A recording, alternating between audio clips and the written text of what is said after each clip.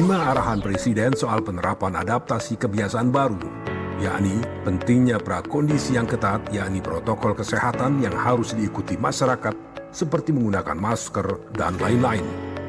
Perhitungan yang cermat dalam mengambil kebijakan berdasarkan data dan fakta di lapangan, menentukan prioritas sektor dan aktivitas mana yang bisa dimulai atau dibuka secara bertahap, konsolidasi dan koordinasi pemerintah pusat dan daerah sampai ke tingkat RT terus diperkuat dengan melibatkan masyarakat bersinergi menyelesaikan persoalan besar ini, melakukan evaluasi secara rutin meskipun sebuah daerah kasus barunya sudah menurun.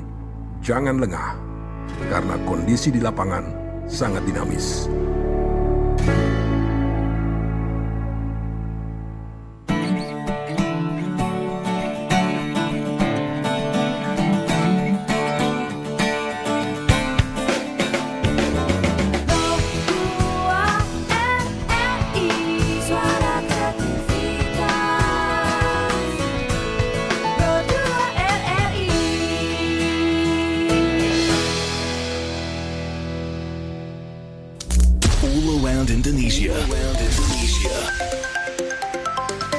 From Sabang to Merauke.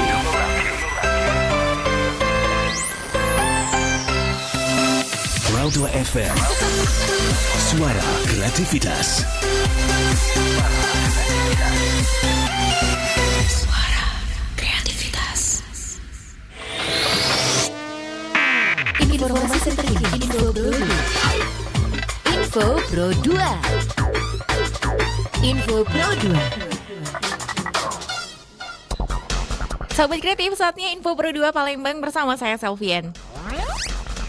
Di Indonesia ada banyak kampus atau perguruan tinggi swasta yang terdaftar, jumlahnya ada puluhan ribu. Namun dari jumlah itu hanya ada 30 PTS yang sudah terakreditasi A. Jumlah itu tentu sangat jauh dari harapan. Ketua Majelis Rektor Perguruan Tinggi Negeri Indonesia yang juga Rektor Universitas 11 Maret Surakarta, Profesor Jamal Wiwoho mengatakan, perguruan tinggi swasta di Indonesia sebanyak 4.000 belum dilihat akreditasi A. Maka dengan jumlah yang sedikit itu bila dibandingkan dengan PTN, disparitasnya sangat jauh dan pengalaman karena jumlahnya tidak sampai 100 yang terakreditasi A, maka kondisi ini cukup memprihatinkan dari sisi kualitas kampus di Indonesia. Pembukaan pendaftaran peserta baru program Kartu Prakerja gelombang keempat akhirnya menemukan titik terang. Deputi Bidang Koordinasi Ekonomi Digital, Ketenagakerjaan dan Usaha Mikro Kecil Menengah, Ketua Tim Pelaksana Komite Cipta Kerja, Rudi Salahuddin mengatakan, pelaksanaan program pendaftaran pelatihan program keempat dibuka setelah manajemen pelaksanaan mendapatkan verifikasi hasil pemeriksaan pelaksanaan gelombang 1 hingga 3 yang sedang dilakukan oleh Badan Pengawasan Keuangan dan Pembangunan. Menurut Rudi Salahuddin, diharapkan minggu ini dapat selesai Kartu Prakerja diprioritaskan bagi peserta pencari kerja atau prakerja yang terdampak pandemi virus corona. Sahabat kreatif, transportasi sungai masih menjadi alternatif pilihan masyarakat Palembang untuk bepergian. Oleh karena itu, saat ini masih dapat ditemui sejumlah pelaku usaha pembuatan perahu tradisional yang telah bertahan secara turun-temurun.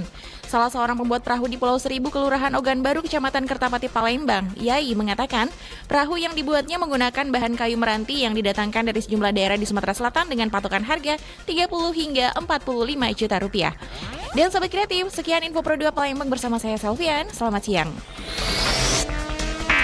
Informasi terkini, Info Pro 2. Info Pro 2. RRI Radio Tanggap Bencana. Imunitas atau daya tahan tubuh memiliki peran penting dalam menjaga kesehatan. Nah, imunitas tubuh ini harus dijaga dengan baik agar tidak mudah terserang penyakit. Daya tahan tubuh atau sistem imun yang baik dapat melindungi kita sejak pertama kali kuman penyebab penyakit masuk ke dalam tubuh. Apalagi di masa-masa seperti sekarang ini, mewabahnya virus corona. Imunitas tubuh dapat bekerja dengan optimal Sehingga tubuh tidak mudah terserang penyakit, penting untuk menerapkan pola hidup sehat. Perbanyak makan sayuran dan buahan. Penelitian menunjukkan orang yang banyak mengkonsumsi sayur dan buah cenderung tidak mudah sakit. Vitamin dan mineral yang terkandung dalam sayur dan buah mampu memperkuat sistem kekebalan tubuh dalam melawan virus dan bakteri penyebab penyakit. Jangan lupa, cukupi istirahat Anda karena kurang tidur dapat menurunkan imunitas tubuh. Penting untuk mencukupi kebutuhan tidur sesuai dengan usia Anda. Umumnya, orang dewasa membutuhkan waktu tidur sekitar 7-8 jam. Dan remaja membutuhkan waktu tidur sekitar 9-10 jam. Stres? No. Hindari stres. Stres yang tidak terkendali bisa meningkatkan produksi hormon kortisol. Dalam jangka panjang, peningkatan hormon kortisol dapat mengakibatkan penurunan fungsi kekebalan tubuh. Sangat perlu mengelola stres dengan baik untuk menghindari penurunan fungsi kekebalan tubuh. Biar makin mantap, luangkan waktu untuk rutin berolahraga selama 30 menit setiap hari untuk meningkatkan sistem kekebalan tubuh dalam melawan infeksi. Tidak hanya di luar rumah, olahraga atau aktivitas fisik juga bisa dilakukan di dalam rumah. Tidak perlu mahal, yang murah dan mudah banyak. Berjalan kaki atau senam di rumah. Hayo senam. 1, 2, 3, 4. 1, 2, yuhu, ayo pada senam.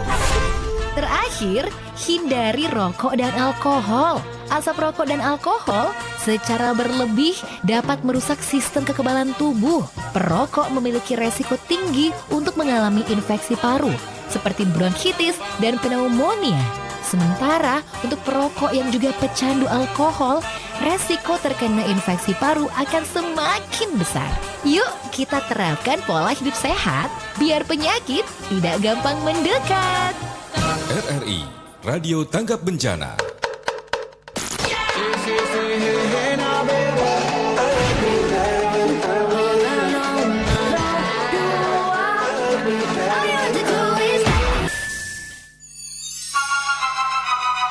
Ibu Pertiwi memanggil.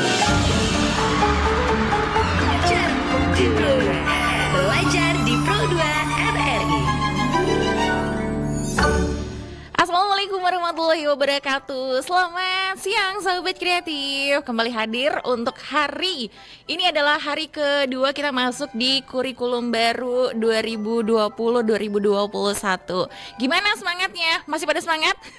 Pasti semangat banget ya. Walaupun ada mungkin di antara sahabat kreatif yang tidak datang langsung ke sekolah. Ya biasa kalau tahun ajaran baru itu ada tas baru, ada sepatu baru, ada seragam baru, ada adik kelas baru. Nah, pelajaran baru mungkin dengan guru yang baru ya.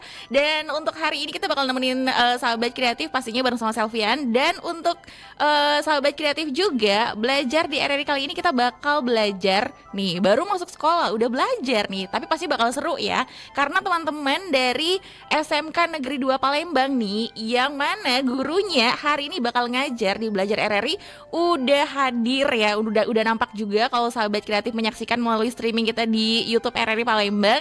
Nah, di mana nanti ada pelajaran bahasa Indonesia bersama dengan Ibu Erni Hestiani MPD. Kita bakal membahas materi tentang meneladani kehidupan dari cerpen atau cerita pendek. Nanti akan disampaikan materinya oleh Ibu Hesti ya, selaku guru bahasa Indonesia dari SMK Negeri 2 Palembang. Jadi teman-teman dari SMK Negeri 2 Palembang atau yang sederajatnya setara ya, bisa mengikuti juga. Nanti kalau pengen tanya-tanya bisa bergabung melalui WhatsApp di 0878 9965 0916 atau telepon aja langsung di 0711 372 333. Dan kalau pengen lebih nyaman lagi buat ngikutin pelajarannya, kalian bisa gabung di YouTube streaming RRI Palembang. Boleh bertanya via live chat juga ya. Nanti setelah yang berikut ini kita bakal langsung sapa Ibu Erni Hestianinya ya, yang akan juga memberikan materi pelajaran. Tapi kita dengerin dulu nih sahabat kreatif yang berikut ini.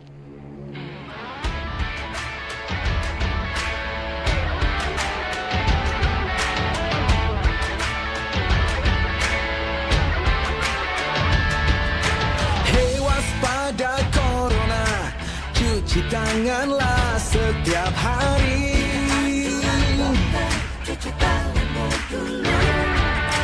Jaga selalu jarakmu ketika kita berinteraksi.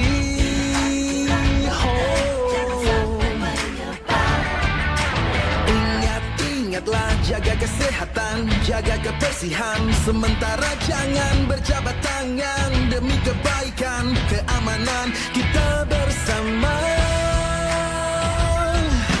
Marilah bersatu padu, stop penyebaran virus corona.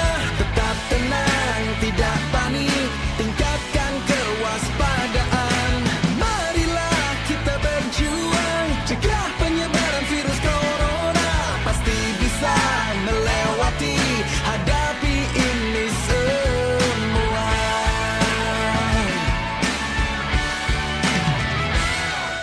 Jangan kau sebar berita hoax yang tak jelas.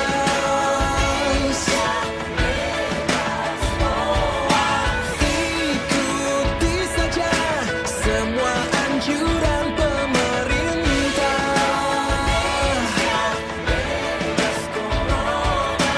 Bekerja, belajar, dan beribadah di rumah. Marilah bersatu padu, stop penyebaran virus corona. Tetap tenang, tidak panik, tingkatkan kewaspadaan. Marilah kita berjuang, cegah penyebaran virus corona. Pasti bisa melewati, hadapi ini semua.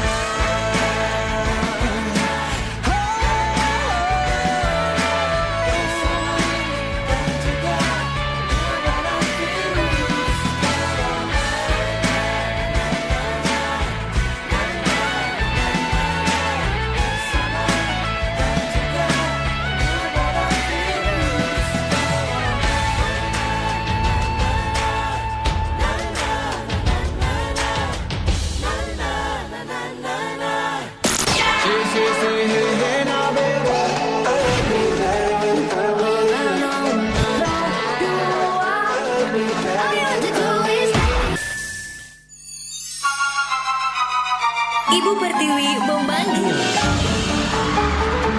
Belajar di Pro 2. Belajar di Pro 2 RRI. Ada di Pro 2 FM Palembang, Suara Kreativitas, belajar di RRI Sahabat Kreatif bersama dengan Ibu Erni Hestiani MPD, atau biasanya disapa sama muridnya itu adalah Ibu Hesti. Nah, ini udah tersambung nih Sahabat Kreatif. Kamu bisa lihat juga buat murid-murid dari Ibu Hesti yang udah kangen banget sama Bu Hesti, ini udah rame banget nih ya di via YouTube streamingnya RRI Palembang. Kita sapa langsung aja deh kalau gitu Ibu Hestinya. Halo, assalamualaikum Bu Hesti. Waalaikumsalam. Wah, Bu Hesti ini lagi di sekolahan ya, Bu?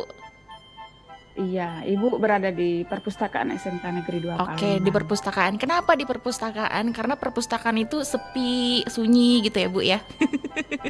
Iya. Oke deh, Bu.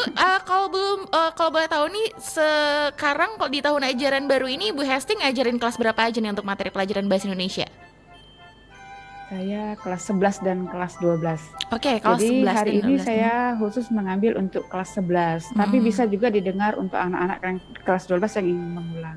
Oke, Pagi kalau ini gitu, saya bisa lanjutkan Iya. lagi. Baik, kalau gitu Pagi langsung ini aja saya ya. mengambil Temanya adalah meneladani kehidupan dari cerpen. Kalau gitu nanti kita akan kasih Ibu Hesti waktu untuk memberikan materi. Setelah itu baru kita akan melakukan tanya jawab bersama dengan teman-teman murid-murid dari SMK Negeri 2 Palembang ya. Oke deh, kalau gitu silakan Bu Hesti waktunya.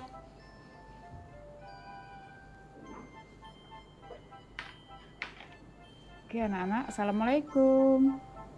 Sekarang Ibu mulai saja materi kita pagi ini ya. Ibu sengaja memilih untuk memulai tahun ajaran baru ini, saya memulainya dengan materi kelas 11 dan saya pilih pada pagi ini adalah materi yang ringan-ringan saja dulu. Kalian kan nanti biasanya santai, jadi Ibu cari yang kira-kira yang menarik untuk kita pelajari hari ini. Saya mengambil materi hari ini pelajaran kelas 11 semester ganjil dengan meneladani kehidupan cerita pendek. Kalian mengenal semua kan cerita pendek atau biasa disebut juga dengan cerpen Jadi cerpen ini biasa kalian sebut dengan buku fiksi ya. Buku fiksi, jadi ada cerpen, ada novel, ada puisi, ada drama, ada dongeng. Nah itu semua masuk ke dalam buku fiksi.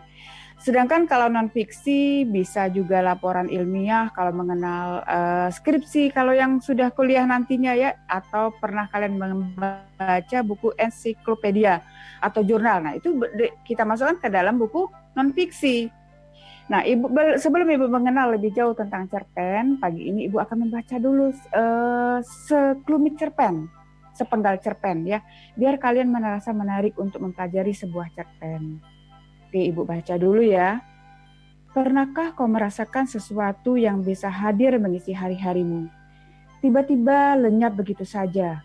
Hari-harimu pasti berubah jadi pucat pasi tanpa gairah.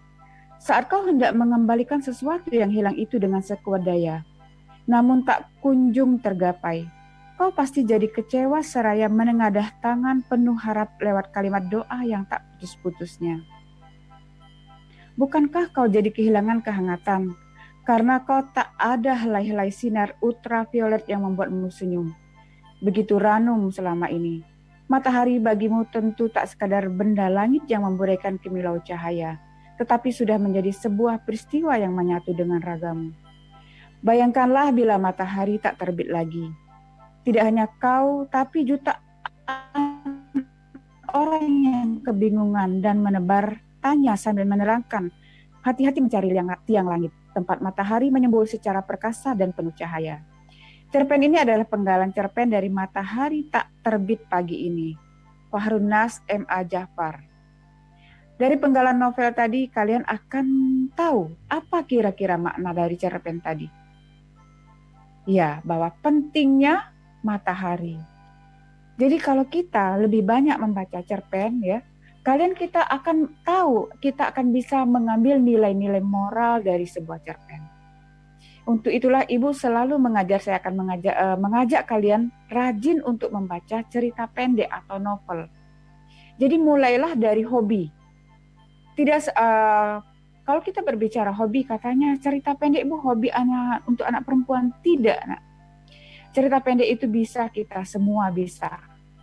Orang tua, bahkan orang ibu-ibu sekarang hobi dengan cerita atau novel.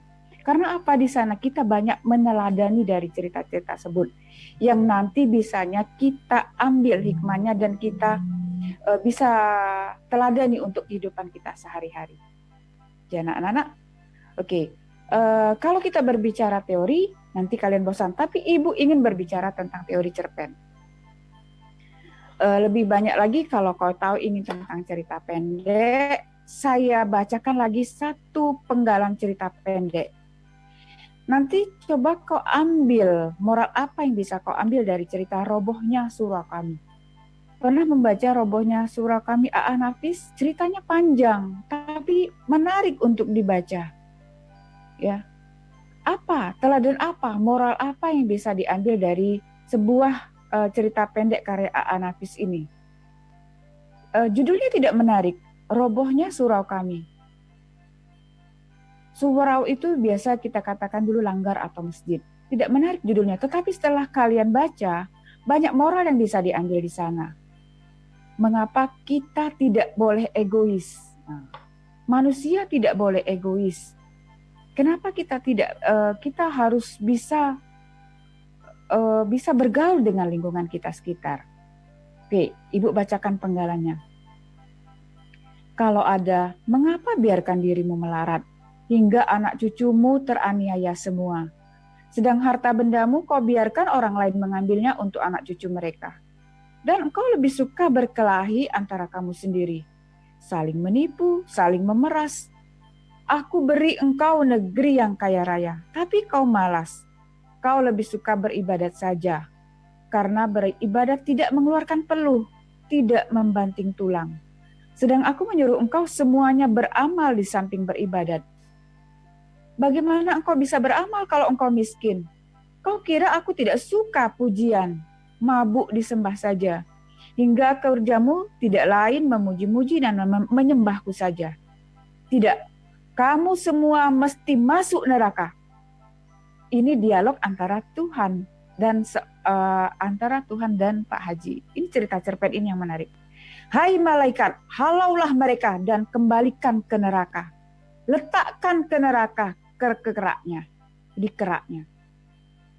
Semuanya jadi pucat pasi, tak berani berkata-kata lagi. Taulah mereka sekarang apa jalan yang diridhoi Allah di dunia ini. Nah, bagaimana? Sudah 2 penggalan Ibu baca cerpen tadi, 2 penggal cerpen. Bagaimana menurut kalian? Ibu pagi ini mengajak kalian sedang libur, tidak libur tapi terus belajar di rumah nak ya. Bagaimana kita banyak meneladani sebuah cerita pendek. Bisa juga nanti cerita novel. Jadi cerita pendek, kalau kau ingin tahu apa cerita pendek, cerita yang habis kita baca tidak lama. Bentuknya adalah prosa naratif fiktif. Cerpen cenderung singkat, padat, atau langsung pada tujuannya yang dibandingkan karya-karya fiksi lainnya. Misalnya novel atau roman kalau kalian mengenal. Nah, itulah dari cerita pendek. Ya. Jadi merupakan bentuk prosa naratif fiktif, sifatnya fiktif. Ya, membayangkan, rekaan, tapi bisa dijadikan sebuah cerita.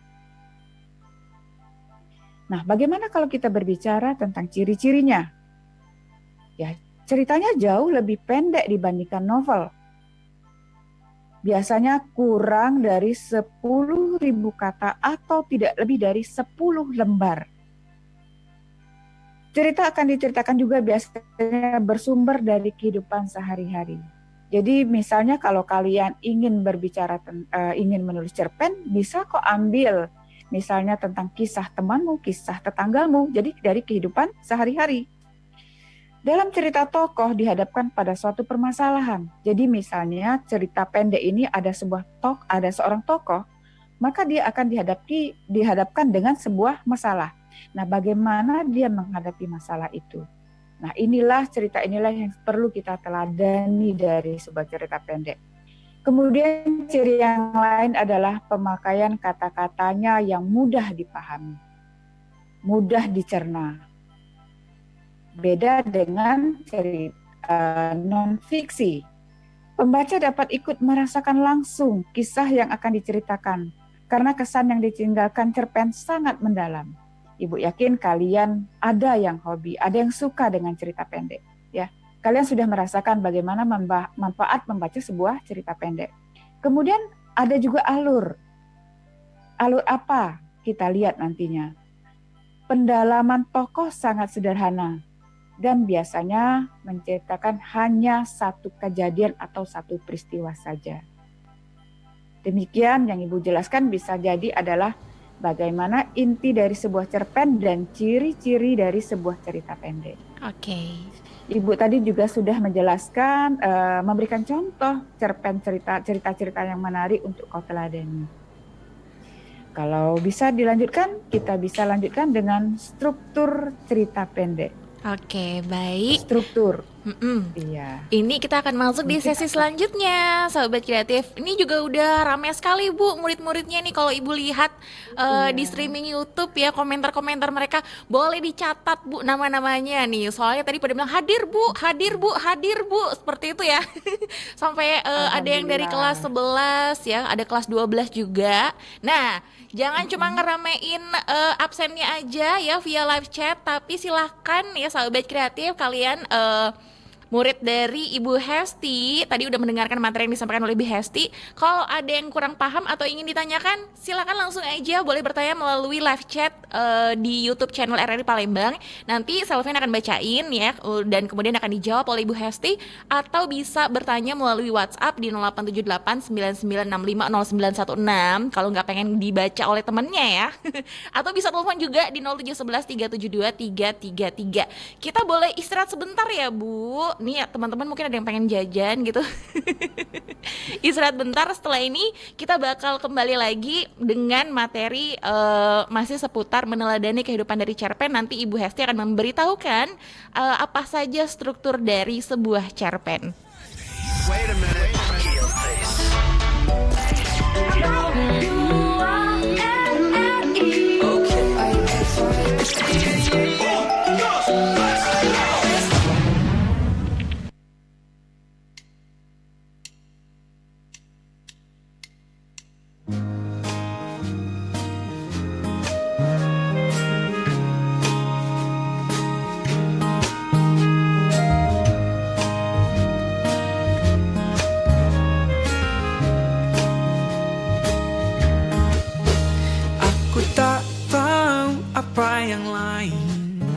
darimu hari ini. Apa itu karena sepatu flatmu atau kukumu yang baru kau warnai? Pernahkah kau bertanya seperti apa bentuk air tanpa wadah? Pernahkah kau mengira seperti apa bentuk cinta? Rambut warna-warni bagai gulali, imut lucu walau tak terlalu tinggi. Pipi cabi dan kulit putih, senyum manis gigi kelinci, membuatku tersadar bentuk cinta itu. Ya kamu,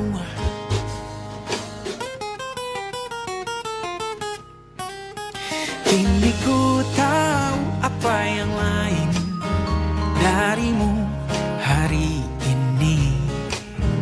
Itu bukan karena sepatu flatmu atau kukumu yang baru kau warnai. Pernahkah kau bertanya seperti apa bentuk air tanpa wadah? Pernahkah kau mengira seperti apa bentuk cinta? Rambut warna-warni bagai gulali, imut lucu walau tak terlalu tinggi. Pipi cabi dan kulit putih, senyum manis gigi kelinci, membuatku tersadar bentuk cinta itu. Ya kamu, oh.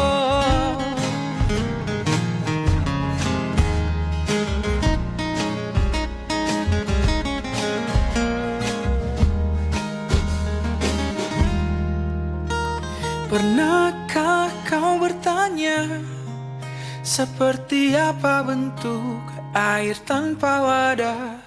Pernahkah kau mengira seperti apa bentuk cinta? Rambut warna-warni bagai gulali, imut lucu walau tak terlalu tinggi. Pipi cabi dan kulit putih, senyum manis gigi kelinci. Rambut warna-warni bagai gulali, imut lucu walau tak terlalu tinggi. Pipi cabi dan kulit putih, senyum manis gigi kelinci, membuatku tersadar bentuk cinta itu. Ya kamu, oh. Cuma dirimu untukku, bentuk cinta itu kamu. Oh ya kamu.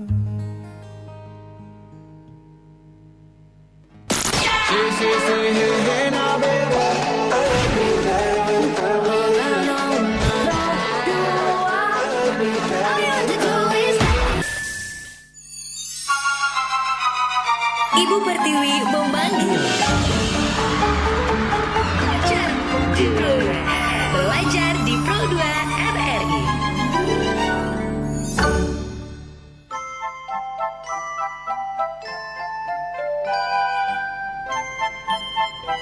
RRI Pro 2 FM Palembang, suara kreativitas. Hai, apa kabar nih teman-teman dari SMK Negeri 2 Palembang? Rame banget suaranya yang ada di YouTube ya. Udah pada siapin pertanyaannya belum? Yang tadi pada jajan ke warungnya Pak D, ke kantin Pak D, nasi ayam Pak D. Nah, mana nih pertanyaannya? Aku pengen samperin dulu deh murid-muridnya Bu Hesti, Satria Bayu, Wahyu Irawan, Tio Agustian. Nah, Ada lagi nih, ada Koreanya juga ya, Nayeon. Terus ada Syahrul Azmi, ada siapa lagi nih, Syajihan, Rival, Danda Selva. Nah, kalian semuanya boleh kirim pertanyaan. Kok kirim pertanyaan sih? Ngasih pertanyaan kalau tadi materi yang udah disampaikan oleh Ibu Hesti ada yang belum kalian pahami. Karena kalau tadi Ibu Hesti udah ngasih contoh cerpen ya. Terus contoh nilai-nilai dari dalam cerpen yang bisa kita ambil untuk kita teladani dalam kehidupan sehari-hari. Nah, terus ciri-ciri dari cerpen itu juga udah dikasih tahu sama Ibu Hesti. Kalau kurang paham, langsung aja tanya melalui live chat di RRI Palembang atau WhatsApp 0878 9965 0916.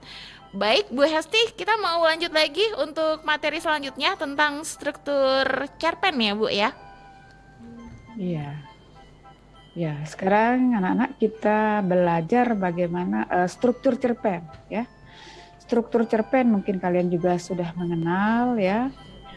Cerpen pasti dia pertama kali yang dikenalkan, pengenalan cerpen. Dia mengenalkan dulu ceritanya tentang apa. Nah, itu biasa kita sebut juga dengan pengenalan atau orientasi.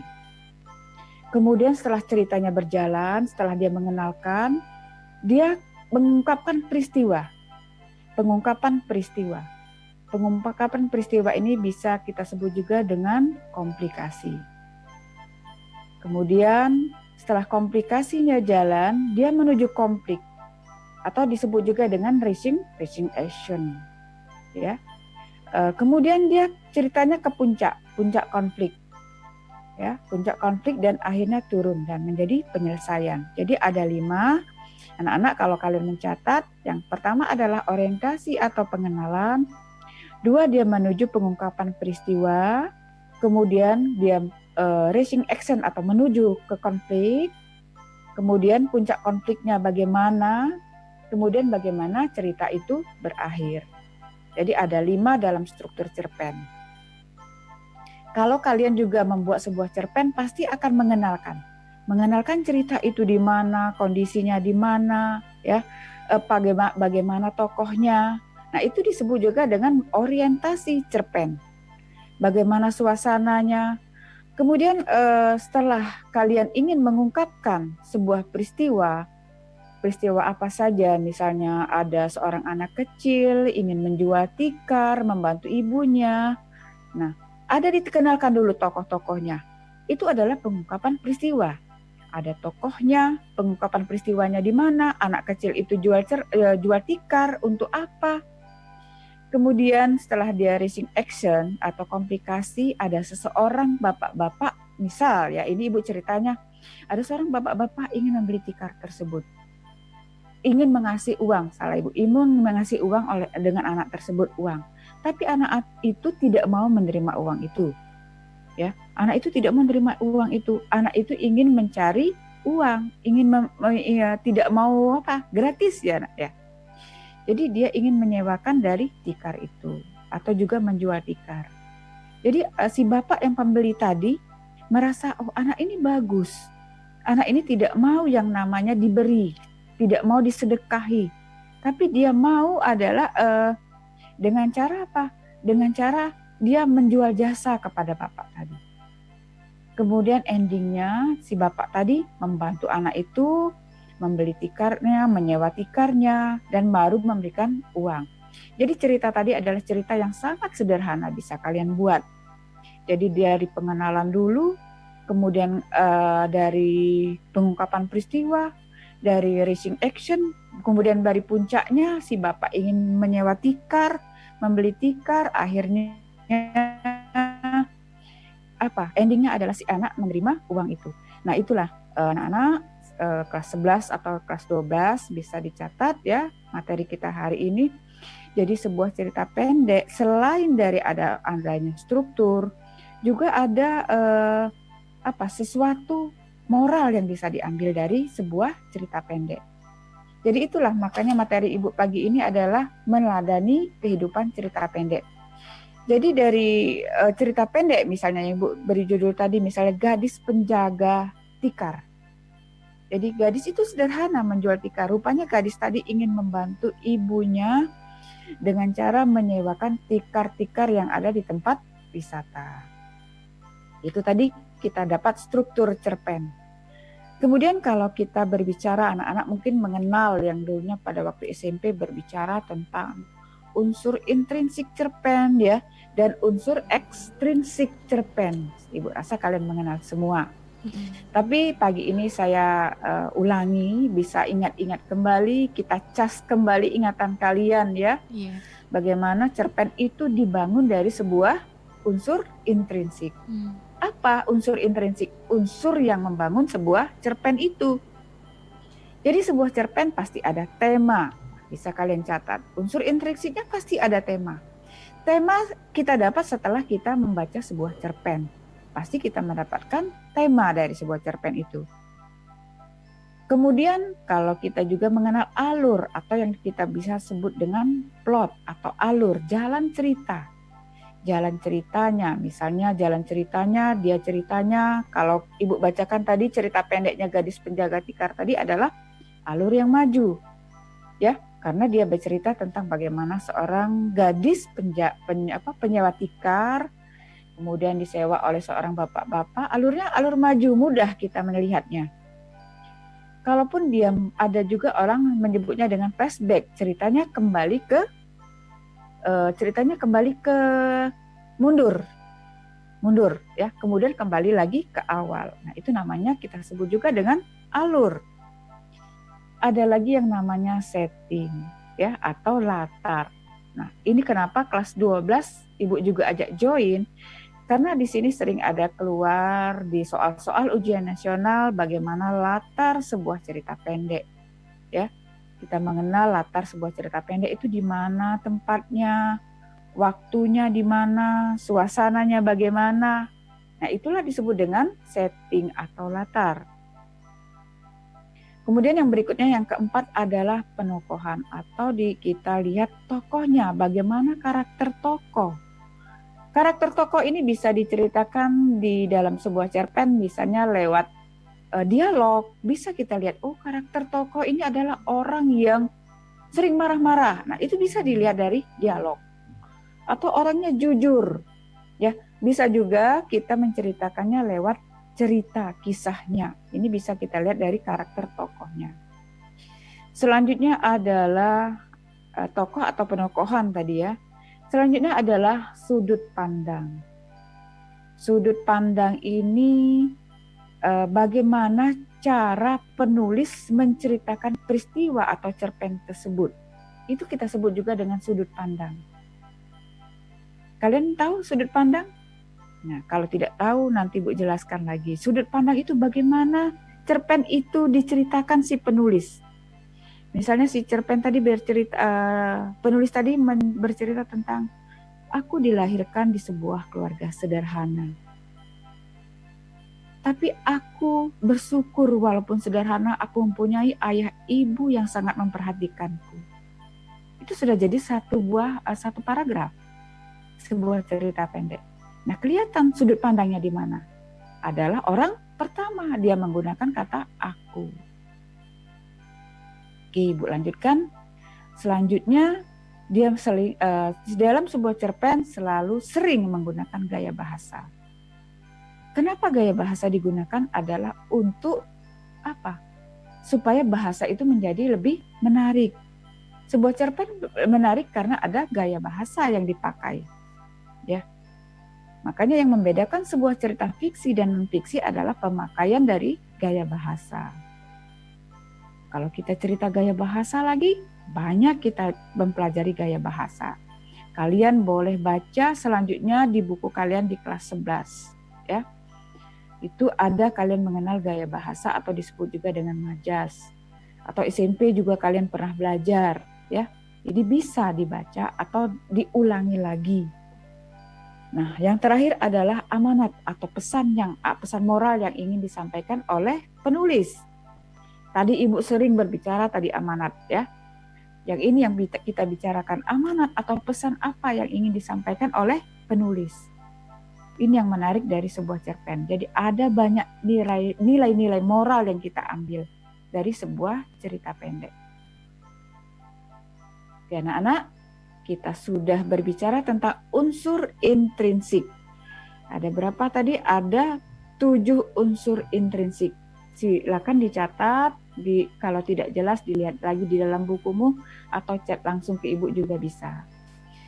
Kemudian boleh Kak dilanjutkan lagi? Kalau boleh, kita lanjutkan dengan unsur ekstrinsiknya. Mungkin Kalau boleh sudah berbicara unsur dilanjutkan dulu Bu, Iya. setelah itu baru kita baca pertanyaan ya, karena udah ada yang bertanya juga nih Bu. Oh ya, silakan. Oh ya, kalau berbicara unsur ekstrinsik berarti kalau sudah X berarti di luarnya, ya. Dia tidak membangun cerpen itu, tetapi dia Dia kira-kira cerpennya ini berlatar belakang apa? Latar belakangnya tentang apa? Misalnya dia berbicara tentang karakter seorang anak tadi, ya. Nah, itu berarti dia berbicara tentang masalah sosial atau masyarakat. Misalnya ada lagi kalau kalian pernah belajar membaca sebuah cerpen Andrea Hirata tentang kemarau, kalian bingung pasti bacanya. Tapi setelah kalian baca, oh ini berbicara tentang politik. Andrea Hirata berbicara tentang masalah politik yang ada di masyarakat Belitung waktu dulu. Bagaimana kehidupan sosial politik yang ada di masyarakat Pulau Belitung pada waktu dulu, Andrea Hirata. Kalian kalau membaca memang kita lihat cerita-cerita pendek yang kira-kira memang menarik untuk dibaca. Tapi kalau kita ingin belajar, bacalah dulu cerita-cerita pendek yang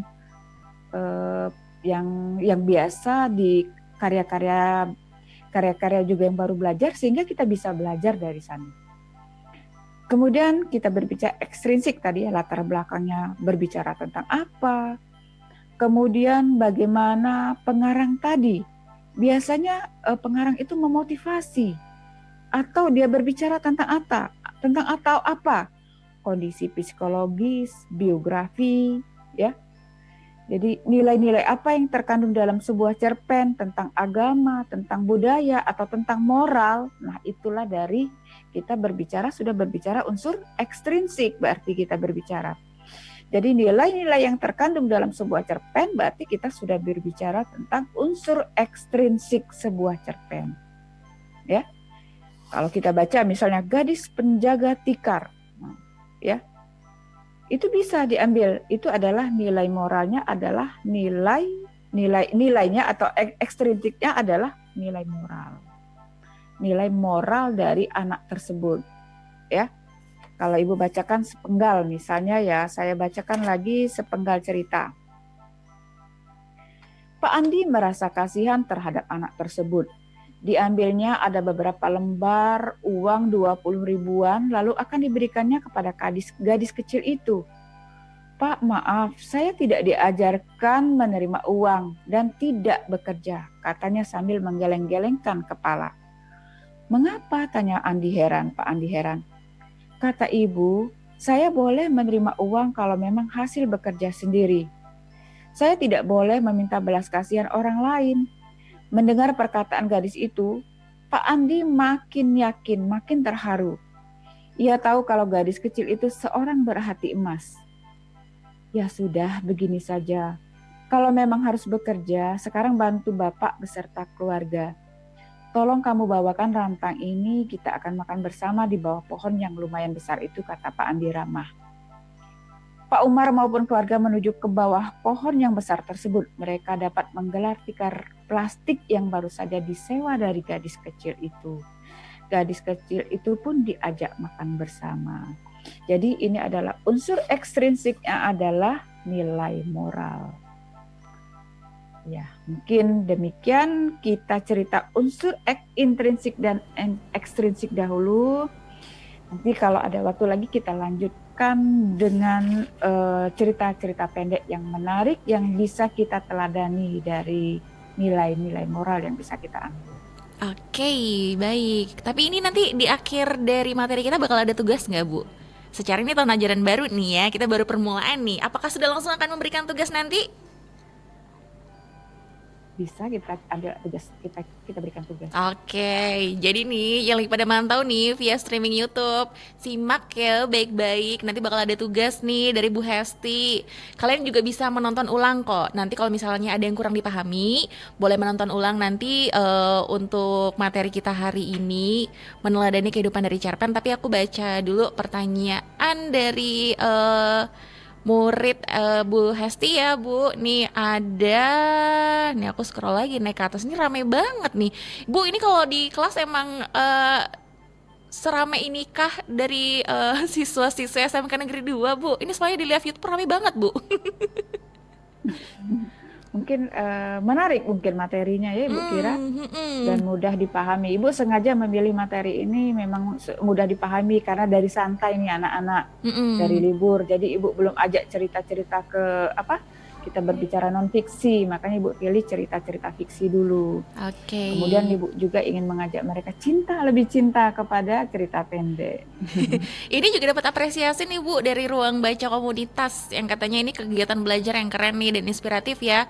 Salam literasi katanya. Wow, Bu Hesti juga pastinya ini bisa jadi duta literasi juga nih ya Bu ya, karena mengajarkan teman-teman dari SMK Negeri 2 ini untuk bisa mencintai bacaan secara nggak langsung.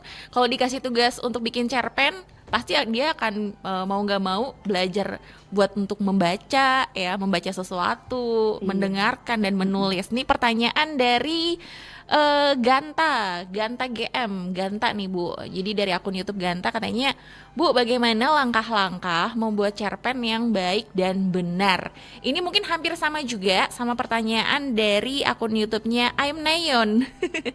Jadi pertanyaannya juga hampir sama ya, cara menulis novel, tapi dia bilangnya novel sih, mungkin cerpen ya, karena materi kita kan cerpen ya Bu.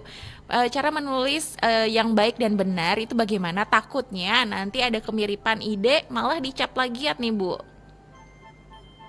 Oke, ya makasih Nak ya. Siapa tadi, Ganta dan Leo ya Ganta, tadi ya? iya dia pakai nama akunnya seperti itu Bu, tapi ini pasti murid dari Ibu Hesti nih. Iya, Ibu senang nih yang nanya anak laki-laki. Biasa yang cerita pendek ini disukai oleh anak-anak perempuan. Nggak apa-apa, Nak. Kalau kalian ingin memulai, mulailah dulu yang ringan-ringan. Cari cerita-cerita yang ringan. Ibu tadi sengaja memilih dari cerita yang ringan. Kenapa saya Ibu pilih yang ringan? Gadis Penjaga Tikar ini yang Ibu yang paling ringan cerita pendeknya. Kenapa saya pilih yang ringan? Karena saya ambil dari penulis-penulis yang kadang-kadang yang baru belajar dulu. Tapi kalau kita ingin belajar mengenal cerita pendek yang menggambarkan nilai moral yang lebih bagus lagi, kita boleh baca cerita penulis-penulis yang maksud saya seperti A.A. Nafis, Idrus. Nah, itu boleh dibaca. Banyak nilai moral yang bisa kau ambil di sana. Kalau ingin bagaimana cari? Jadi pertanyaannya bagaimana Bu untuk memulainya? Kalau untuk memulainya bisa kau buat semacam ringkasan sedikit. Ringkasan sedikit kira-kira ceritanya tentang apa? Ceritanya tentang apa? Kau buat ringkasan sedikit atau kau buat semacam sketsa tema. Semacam sketsa, kemudian ceritanya beralih ke sini. Setelah dia mendalami ini, maka dia akan bertemu. Dan akhirnya mereka bertemu di sebuah jembatan Ampera. Mereka berkisah lagi tentang kenangan-kenangan lama. Nah, itu dibuat dulu ringkasannya. Nanti setelah kalian dapat, baru kalian membuat sebuah cerita pendek dengan mengetik, ya, ngetiknya di laptop. Nanti dikaji, biasanya tidak memang langsung jadi, nanti diperbaiki kalimatnya, diperbaiki lagi, tidak langsung jadi memang. Nanti kita lihat bahasanya, kemudian bagaimana bisa supaya cerita pendek itu supaya lebih menarik. Kita bisanya harus mengangkat apa? Moral apa yang ingin kita ambil? Kita angkat itu moral apa yang kita ingin angkat dari moralnya. Jadi kalau kalian ingin membuat yang lebih menarik, kalian harus mencantumkan, memberikan moral, nilai moral apa yang bisa pembaca membacanya setelah membaca cerpen. Selain cerita itu adalah bercerita, jadi tokohnya yang bagaimana kita buat. Jadi karena cerpen ini menariknya untuk dibaca karena ada nilai moral. Makanya itu kalau kita membuat sebuah cerita pendek, maka kalian harus mencantumkan atau yang harus ada dalam cerpen itu apa, nilai moral apa yang akan kau beri kepada si pembaca. Tuh ya. Jadi buatlah dulu sebuah ringkasan kecil atau berupa apa saja, ringkasan atau apa, bagaimana jalan ceritanya, nanti baru kau buat, duduk kau membuat sebuah cerita. Ya, begitu. Terus tadi itu sempat ditanya Itu juga langkah Bu, awal. gimana supaya kita tuh cerpen yang kita buat itu tidak ada kemiripan dengan cerpen yang lain. Karena tadi katanya tuh jangan sampai dibilang plagiat. Wah ini nih cerita saya nih, saya yang duluan nulis cerita kayak gini. Padahal mungkin sebenarnya enggak Bu. Kalau kita berbicara, jangan juga kalau misalnya plagiat itu kalau kita langsung membaca cerpen, kita langsung bercerita, ambil. Tapi kalau kalian membaca cerpen, misalnya ya, kok ambil dari cerita pendek itu, kok ambil idenya, tapi idenya tadi kok kembangkan sendiri. Itu tidak menjadi plagiat. Kita bisa mengambil ide, tapi tidak langsung mencaplok langsung sampai bahasanya, kisahnya sampai ke bahasanya. Itu baru kita namanya plagiat. Tapi kalau kita mengambil ide orang dan kita kembangkan sendiri, kita tidak dikatakan plagiat. Pasti beda kalau kita membaca dulu, terus kita mengambil idenya, terus kita membuat sendiri cerita pendek itu tanpa melihat lagi cerita pendek tadi. Kita tidak akan mungkin plagiat. Tapi kalau kita membuat cerita pendek, kita masih melihat lagi cerpen tadi, kita ambil lagi satu paragraf, lagi satu paragraf, akhirnya kita mengambil satu halaman. Nah, itu bisa kita katakan kita juga plagiat kalau seperti itu. Gitu, anak-anak ibu hebat ya. Ini rame banget Bu di kelas, bukan cuma di kelas ternyata ramenya ya. Di live YouTube juga rame nih sama Bu Hesti. Pertanyaan terakhir ya Bu, karena kita hampir di jam 11, mungkin nanti akan ada satu materi terakhir untuk menutup penyampaian materi dari Bu Hesti. Nah ini dari Seftiana Bu, katanya apakah memang di setiap cerpen itu wajib dicantumkan nilai moral Bu katanya? Ibu tadi berbicara wajib, ya wajib kalau kalian ingin cerita pendek itu menjadi bagus, berkualitas, ya, cerpen itu menjadi bermutu, itu wajib ada nilai moral, ya. Kalau tidak ada nilai moral, maka cerpenmu datar saja, tidak ada unsur menarik di dalam cerpen. Makanya ibu katakan wajib, ya. Jadi kau dalam membuat sebuah cerpen, kau menulis dulu kira-kira nilai moral apa yang ingin kau ceritakan di dalam cerpen. Ya, ibu pernah baca cerpen judulnya Kejetit. Nah, mungkin ibu juga pernah cerita di kelas. Judulnya Kejetit, tidak menarik. Kejetit itu kan kejepit ya bahasa Jawanya. Saya sendiri penasaran waktu itu kok kejetit bisa dijadikan sebuah cerita. Ya, jadi kejetit seorang ibu-ibu. Diceritakan seorang ibu-ibu yang ini karya Idrus loh, karya Idrus, seorang ibu-ibu yang ibu-ibu orang kaya, kemudian dia kejetit mobilnya, padahal cuma kejetit itu kan kecil, merah sedikit, tapi ibu tadi membesar-besarkan cerita itu sampai ke dokter, kemudian dibawa. Oke. Nah, agak menghilang dikit ya, Bu Hesti. Nah, jadi lanjutkan lagi, Bu. Iya. Nah, kemudian ibu tadi membesarkan ceritanya sampai semua anak-anak buah, bapak-bapak tadi memberikan pemberian bunga untuk pemberian bunga-bunga itu untuk si ibu tadi. Jadi ceritanya menjadi lebih besar. Jadi nilai moral apa yang itu bisa diambil? Yaitu tadi sebuah masalah. Jadi jangan dibesar-besarkan. Itu nilai moral dari kejetit tadi. Jadi masalah itu kan kalau dikecilkan ya bisa kecil ya kan. Kalau dibesarkan ya bisa besar. Nah, tergantung kita. Jadi inilah nilai-nilai moral atau kehidupan atau meneladani kehidupan cerpen itu tadi. Nilai moral yang bisa kita ceritakan kepada pembaca untuk kita jadikan sebuah cerpen kita. Baik. Jadi dalam sebuah cerita kejetit tadi kita bisa mengambil hikmahnya karya Idrus bahwa nilai moral itu tidak sebuah masalah jangan terlalu dibesar-besarkan. Jadi itu tadi wajib ya, jawabannya wajib, Ibu Wajib. anggap wajib karena cerpenmu akan datar kalau tidak ada nilai moral. Itu makanya topik materi kita di pelajaran bahasa Indonesia kali ini adalah meneladani kehidupan dari cerpen. Karena dalam cerpen itu banyak nilai-nilai moral yang bisa diambil ya Bu Hesti. Oke. Iya. Nah ini terakhir teman-teman SMK Negeri 2 Palembang kelas 11 ya. Akan ada tugas sepertinya dari Bu Hesti. Jadi silakan Bu penyampaian materi terakhir dan mungkin untuk penyampaian tugas juga ke teman-teman SMK Negeri 2 nih. Oh ya, anak-anak khususnya kelas 11 ini di semester awal, kelas 11 di semester awal, baik yang Ibu ajar dan tidak Ibu ajar ya, karena kalian ini adalah live ya, jadi boleh kalian ini setelah Ibu berikan tadi kalian buat ringkasannya dari laporan buku ya, laporan dari yang Ibu jelaskan tadi, kemudian kalian mencoba membuat sebuah cerita pendek ya, cuman coba dulu. Saya tidak menuntut atau gurumu tidak menuntut cerita pendek itu menarik Temanya bebas ya Bu? atau menjadi lebih bagus. Iya. Yang penting kalian mencoba ya. Dari mencoba ini nanti bisa kita dibaguskan lagi cerita pendeknya kalaupun kurang baik. Oke. Mungkin itu yang bisa kita berikan dari anak-anak. Jadi mencoba membuat sebuah cerita pendek walaupun 1 atau 2 halaman. Oke.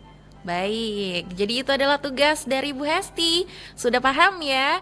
Jadi nanti materi yang tadi sudah disampaikan dari awal sampai akhir ini boleh disimak kembali ya melalui siaran ini, sahabat kreatif ya teman-teman dari kelas 11. Jika sudah dirangkum apa saja yang disampaikan oleh Bu Hesti ya terkait dengan materi kita siang hari ini. Setelah itu langsung membuat sebuah cerpen. Nah itu tugas dari Bu Hestinya. Oke deh kalau gitu terima kasih untuk Ibu Hesti dari SMK Negeri 2 Palembang ya udah memberikan waktunya.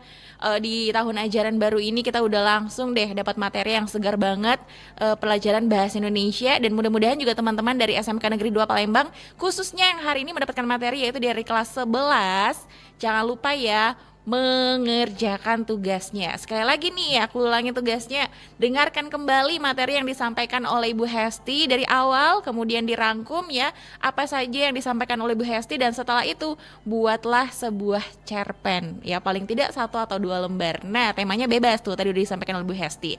Kalau ada yang kurang jelas boleh ditanyakan langsung kepada Bu Hesti ya terkait dengan tugas yang diberikan. Dan oke, baiklah kalau begitu sobat kreatif.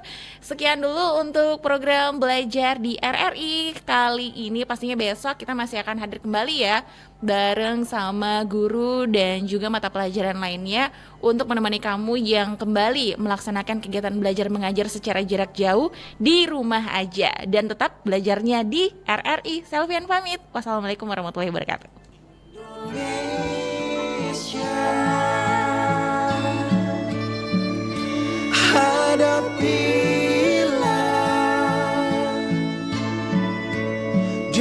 dengan tulus dan ikhlas. Ini pasti berlalu. Indonesia.